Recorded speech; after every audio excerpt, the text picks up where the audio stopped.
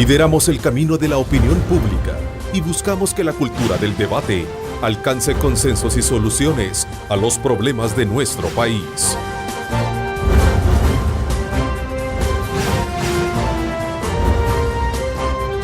Diálogo con Ernesto López.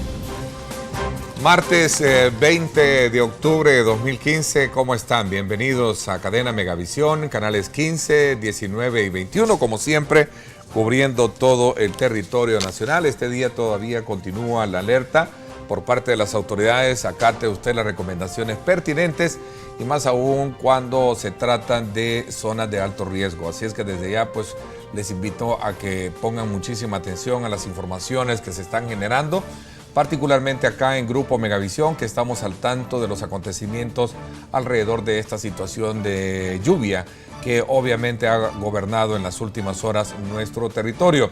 Según escuchaba el diagnóstico que presentan las autoridades, vamos a tener un día tranquilo, esperando todavía que algunos conatos de lluvia pues logren impactar en el territorio nacional.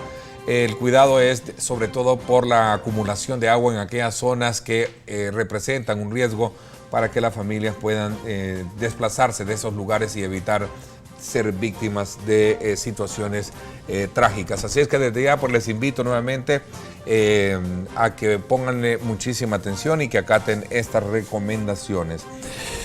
Esta mañana de día martes hablaremos de cómo la delincuencia continúa lamentablemente cobrando vidas a los salvadoreños, particularmente a las autoridades. Ayer otro soldado del ejército fue asesinado en el sector de Quesaltepeque, cuando este se encontraba cerca de su casa gozando de licencia, según la información, lo cual viene pues este trágico acontecimiento a engrosar obviamente la lista de bajas castrenses, según lo perfila el parte oficial. Este día daremos un repaso con el ministro de la Defensa Nacional, el general David Munguía Payés, sobre el compromiso que tiene la institución de garantizar la seguridad de sus miembros, tanto en actividades propias como la de sus familias, ya que hasta el cierre de este guión, el soldado asesinado se convierte en la víctima número 17 que pierde el ejército. Además de hablar sobre las tareas de acompañamiento que tiene obviamente la tropa en materia de seguridad pública y que han sido obviamente encomendados soldados, hablaremos también del control de armas que se tiene dentro de la institución castrense, ya que se conoció el fin de semana que un soldado desertó vendiendo su equipo militar a delincuentes por la cantidad de $3,100. Ese es lo que se maneja a nivel de información y dejando a su paso una estela de muchas preguntas sobre las fallas o las debilidades que existen en el sistema para controlar a sus miembros, así como también, digamos, los controles que se tienen pertinentes para que se cuiden estos equipos militares. Así es que esos serán los temas que vamos a poner en perspectiva. También esta mañana el periódico El Diario de Hoy pone en relieve una información sobre abusos que se están cometiendo por parte de autoridades militares en la zona de los Bolsones, donde obviamente se sitúan familias salvadoreñas y a quienes, según la información, se están de alguna manera creando condiciones de hostigamiento a salvadoreños en estas zonas. Así es que vamos a hablar un poco sobre este tema también con nuestro invitado, el ministro de la Defensa, esta mañana. Así es que Lorena Melara nos pone también en perspectiva sobre lo que puntos que vamos a tratar esta mañana. Lorena, ahí precisamente en una cabina de nuestros estudios centrales, te doy la más cordial bienvenida en esta mañana. Gracias, como siempre, por darnos esos insumos pertinentes para la discusión con nuestro invitado. Gracias, Ernesto. Buenos días para ti, para el ministro de Defensa, institución que, como ya lo mencionabas, el día de ayer lamentó una nueva baja producto del accionar delincuencial y, como ya sabemos, el ejército realiza importantes tareas de seguridad acompañando a la policía. Veamos. El riesgo de policías o soldados con licencia es que se puede convertir en la última visita a sus hogares cuando las estructuras al margen de la ley los identifican, como le sucedió al soldado de 26 años asesinado en Quesaltepeque. Lo bajaron del bus y al identificar lo que era soldado, ahí le dieron muerte. ¿Qué armas habrían utilizado? Al parecer 9 milímetros. Ese temor que agobia a los civiles también está presente en las filas castrenses y sobre todo en sus familiares. Fue una sola descarga que le pusieron a él y nosotros como todas las mujeres bien cada arriba. Ya dijeron a subirse los hombres y ya decían mataron al muchacho, mataron al muchacho. Para 2016 el gobierno proyecta invertir unos 442.3 millones de dólares en seguridad, al tiempo que se debe trabajar continuamente en la depuración de elementos. Ernesto, pese a que las cifras son bastante desalentadoras, la población reconoce el trabajo de las autoridades, tanto de la policía como del ejército, que a diario arriesgan sus vidas en este combate delincuencial. Así la información, regreso al estudio para el análisis de este y otros temas. Adelante. ¿Qué pasó con esta nueva baja que sufre el ejército? Ayer fue asesinado un soldado cuando estaba de licencia. Hay un centro de llamadas, un call center, en donde el personal que percibe algún problema puede llamar y nosotros estamos en la capacidad entre 10 y 15 minutos de estar en esos lugares. Al soldado obviamente lo reconocieron por su identificación y por algunas cosas que llevaba él en su mochila y sencillamente lo ejecutaron. Ante esos casos es muy difícil para nosotros reaccionar. ¿Cómo es posible que en este país la inteligencia, llámese de la policía, la inteligencia del Estado, llámese militar, no sepan por qué razón o de dónde están llegando esas armas a las manos de la delincuencia? ¿Cómo es posible? El tema pandilleril se ha convertido en una cultura del crimen en esta sociedad, una sociedad pequeña, delincuencial, que ha crecido paralelamente a la sociedad salvadoreña. ¿Tienen control ustedes como ejército frente a ese y la PNC, digamos? Nosotros que no tenemos le corresponde a usted, pero control. la PNC? Nosotros tenemos control de las empresas que venden armas a través de la dirección logística de la Fuerza Armada. No de las agencias. Agencias de seguridad que... Bueno, de las agencias de seguridad es más la policía la que está en contacto con ellos y ellos son los que la supervisan. No obstante, la delincuencia siempre está al acecho tratando de penetrar diferentes instituciones, sobre todo aquellas que están relacionadas con la seguridad pública. El caso particular de este soldado es un soldado que estaba prestando su servicio de centinela y en la madrugada deserta y se lleva el fusil. ¿Qué es lo que hemos averiguado nosotros? Hemos averiguado de que le habían ofrecido dinero a él, ¿verdad? Las investigaciones todavía continúan, no sabemos si en realidad lo habían amenazado a él o a su familia y eso había obligado a llevar el fusil. No obstante, sabemos también que había dinero de por medio. Los medios hablan de que le pagaron 3,000 y algo de dólares, pero en realidad la información que nosotros manejamos no es 3,000 dólares, sino que son 900 dólares, que iban a ser repartidos al menos en 3 personas, porque había un soldado y me imagino que la pandilla, por seguridad, tenía un intermediario y luego el intermediario le iba a llevar el fusil a los pandilleros. Es decir, el soldado se fue con su equipo y vendió el fusil. No quiero decir que los soldados son pandilleros, no, pero en los lugares donde los soldados viven, en muchos de estos lugares son acechados por las pandillas y ellos tratan de identificar a aquellas personas que están de alta y se pueden convertir en un blanco, ¿verdad? Para poder ellos a través de estos soldados conseguir armamento. ¿En un blanco o un aliado, no? Sí. Al identificar, o en un blanco o en un aliado, ¿no? Pudiera ser también. Nosotros periódicamente estamos trabajando en el área de contrainteligencia para determinar qué personas pudieran significar una amenaza para la institución armada. ¿Pero esto se dio por la captura del fusil o por la captura del soldado? Bueno, por la captura del soldado, porque el soldado nos llevó a la gente que estaba involucrada en la venta del fusil. La información que se corrió fue la captura del fusil en manos de la delincuencia y desde ahí vino la información para capturar a quien había vendido esa arma. Sí, no, pero fue al revés. Al revés. Al revés. Capturamos al soldado. Porque esa es la información que se filtró el día sábado a tempranas horas. Nosotros capturamos al soldado. Capturan a delincuentes con un fusil perteneciente a la Fuerza Armada y ahí comienza la información. Al menos eso fue lo que se manejó. Sí, no, pero fue al revés, ¿verdad? A él lo capturamos en Santa Ana y de ahí lo trajimos aquí al área de San Martín, nos identificó los lugares, una colonia Santa María y otra colonia Monseñor Romero, en donde capturamos a 5 elementos más que estaban involucrados en toda esta trama.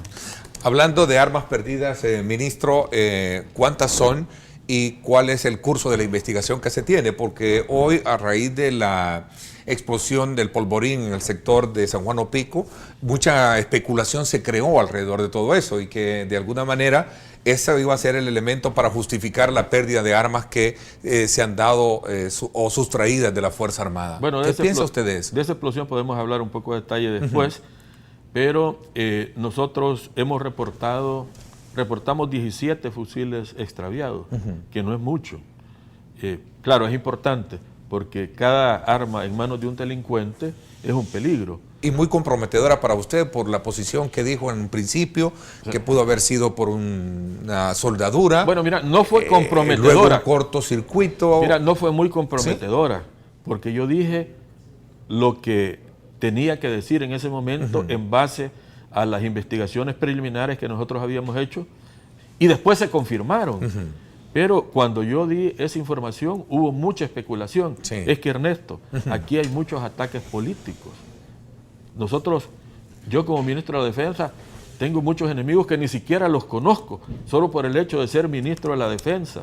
Inclusive, en este set tuve yo que intervenir. Claro, por supuesto. Porque la gente estaba especulando de cosas que no sabía. Decía, ¿cómo era posible que una chispa hubiera ocasionado el hecho de que hubiera explotado una bodega? ¿Y a quién se le ocurre soldar a la par de un polvorín? O sea... exactamente. Digamos, esas son las violaciones a las medidas de seguridad. La gente cuestiona las medidas de seguridad que nosotros pudiéramos haber tenido ahí, ¿verdad? Como te decía, igual la seguridad no es totalmente infalible. Uno toma 2 tipos de medidas de seguridad.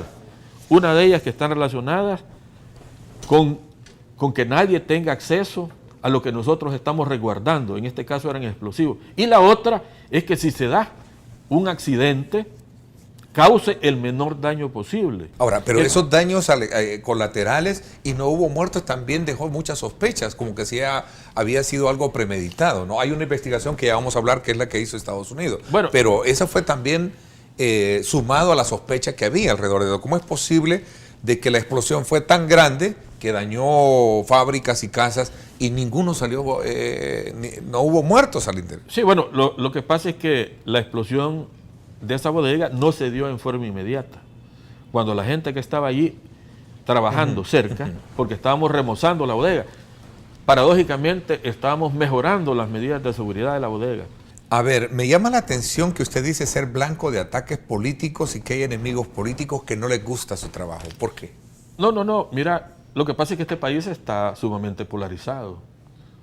Y si tú estás en un lado, ya te convertís en un blanco político del otro lado. Y yo sé que solo por el hecho de ser ministro de la Defensa del partido de gobierno ya me convierto en un blanco. A ver, pero usted es un militar alejado, usted es un militar de carrera ostentando un cargo que no tiene que ver con la política. ¿Por qué? Bueno, eso es lo que me gustaría que entendiera mucha gente, pero la gente no lo entiende. La Fuerza Armada es ajena a la política o indirectamente vinculada a la política. Mira, la Fuerza Armada es esencialmente apolítica, ¿no? Y nosotros, por mandato de nuestra Constitución, apoyamos al gobierno legítimamente instituido. A costa de avalar un proceso de tregua donde en su momento se le cuestionó directamente a usted de ser... No, es que el problema que los medios de comunicación bautizaron con ese nombre el proceso de pacificación que se estaba llevando a cabo. Y estábamos en vísperas de una elección y comenzaron los ataques políticos. ¿No se arrepiente de haber tomado decisiones que eran políticas, haber apoyado la tregua en ese entonces? No, es que esencialmente es que mucha gente y muchos analistas políticos acá vienen a hablar de la tregua y ni siquiera saben lo que es, ¿verdad? Ni siquiera saben ¿Qué es la tregua? ¿Cómo? ¿Qué fue la tregua en ese entonces? La tregua fue, nosotros identificamos que la mayor parte de la violencia se estaba generando por la guerra entre los barrios. Es decir, hay un barrio que pertenece a una pandilla, otro barrio que pertenece a otra. Esa guerra genera la mayor parte de muertos en el país. Entonces dijimos nosotros, para controlar la violencia hay que controlar esa guerra.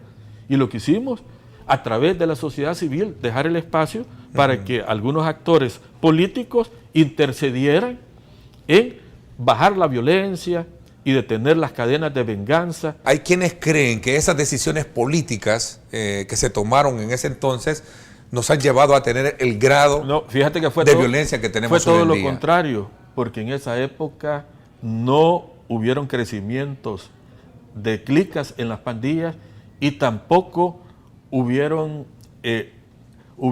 invasiones de mayor territorio. Pero ¿qué piensa usted del empoderamiento que en algún momento tomaron estos grupos al margen de la ley y de alguna manera tomaron dominio de territorio? Hay quienes así lo interpretan y lo estudian. Es que es ingenuo pensar en eso. ¿Sí? Si las pandillas han han tenido fuerte presencia en el territorio a partir de 1993. A ver, pero decir eso, aceptar eso, es reconocer que el Estado ha fallado en algunos aspectos. ¿Me lo reconoce usted esta mañana, ministro? Es que todos hemos fallado, porque es un fenómeno que se comenzó a gestar y a crecer y lo vimos en forma indiferente. Y hasta que ya había crecido bastante y nos estaba ocasionando problemas, comenzamos a abrir los ojos. ¿Fue un ataque político que el fiscal le abriera una investigación a usted a raíz de esas decisiones? Yo no quiero hablar del fiscal, sobre todo en esta época. Busca la reelección. ¿Le gustaría tenerlo como fiscal? Ese es un tema en el cual yo no voy a intervenir porque es un tema de carácter político. Será la Asamblea Legislativa la que va a examinar a esos 73 aspirantes y ellos van a definir quién es el mejor. Pero sí le molestó que en algún momento abriera un expediente de investigación hacia su persona. Mira, es que eso es relativo, ¿verdad? ¿Por qué? Porque si hay acusaciones y te abren un expediente y al final, en realidad, no te pueden probar nada. ¿Debería de cerrarlo el fiscal en este momento ya ese expediente? Porque está abierto. Ese es trabajo del fiscal. ¿Entendés? Yo lo que te puedo decir es que nosotros actuamos de buena fe, tuvimos buenos resultados. Es el periodo donde menos homicidios hemos tenido. Hubieron al menos tres días en esos 15 meses donde hubo 0 homicidios. Y los homicidios eran 2, 3, 1. Pero esa es una coyuntura que ya pasó. La situación de la delincuencia ha evolucionado y hoy requiere un trato totalmente diferente. Y es lo que estamos haciendo nosotros en este momento con nuestro gobierno, ¿verdad? Se ha tomado la decisión de golpear fuertemente y desarticular estas estructuras criminales sin darles descanso. Para usted, esto no fue un ataque político. ¿El qué cosa no fue un ataque? El abrir un expediente de investigación por haber a su paso jugado un papel en el tema de la tregua cuando fue ministro de Seguridad. No, el ataque político fue la estigmatización del proceso de pacificación, ¿verdad? Pero la investigación judicial está, la investigación, el expediente de investigación no tiene la fiscalía. Mira, aquí se abren expedientes por cualquier cosa, ¿entendés? Hay miles de expedientes abiertos en la fiscalía. Entonces, este es un expediente más que ha sido abierto. Ministro, obligadamente le hago la pregunta, ¿cuál es su relación con el actual fiscal general de la República? Bueno, es una relación de trabajo, de coordinación.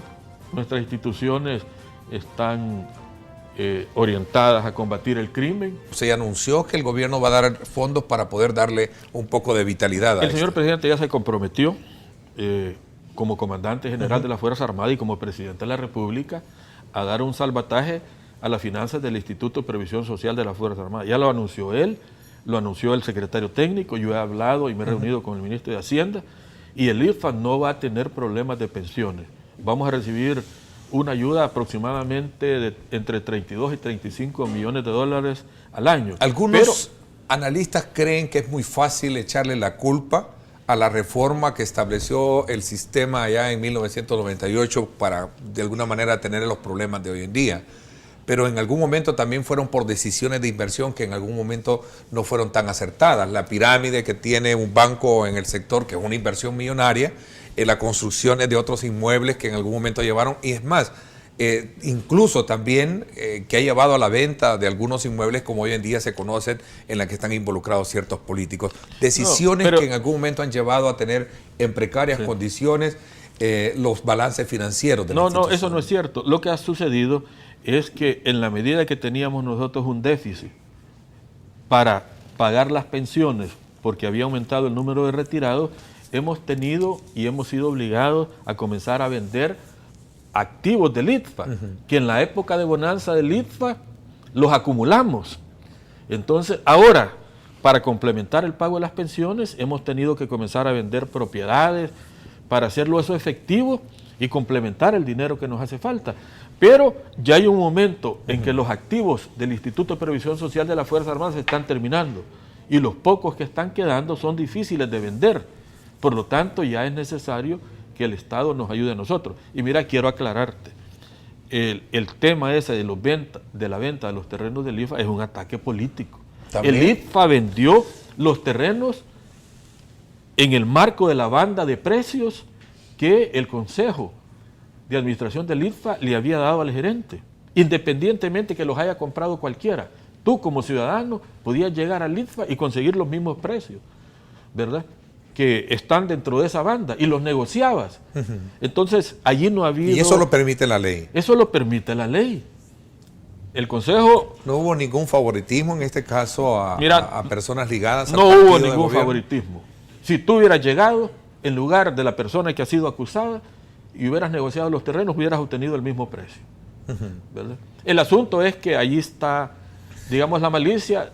Es decir, bueno, es un funcionario y compró bienes del gobierno. Me describe a usted como un funcionario del gobierno con más ataques políticos, ¿no? ¿Cómo? Se describe usted como el funcionario del gobierno que recibe más ataques políticos. No me puedo describir porque así. este es un ataque político, dice usted también. No, es un ataque político a la institución. A la institución. A la institución, pero... O a quienes administran, o a quienes administran. No, es que el ataque político no fue a la institución. Ese fue, digamos, el rebote. El ataque político fue al funcionario que compró.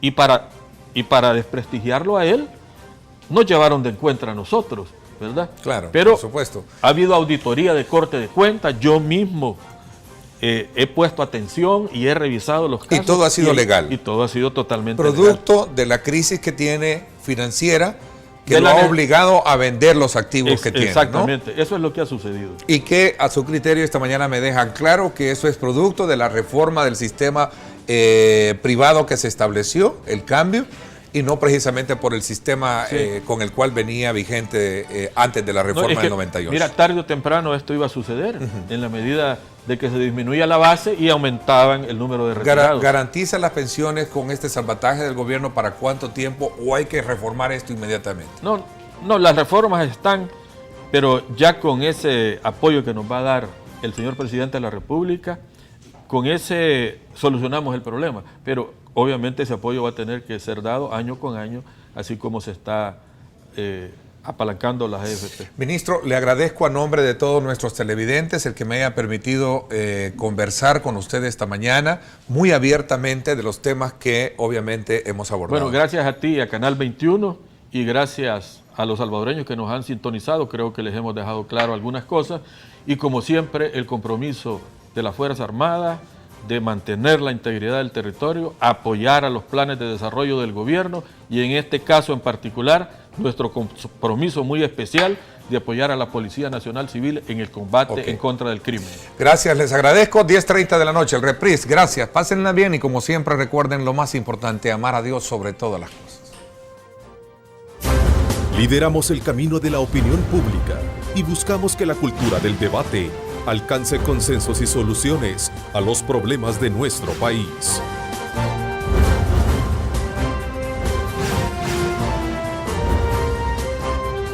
Diálogo con Ernesto López.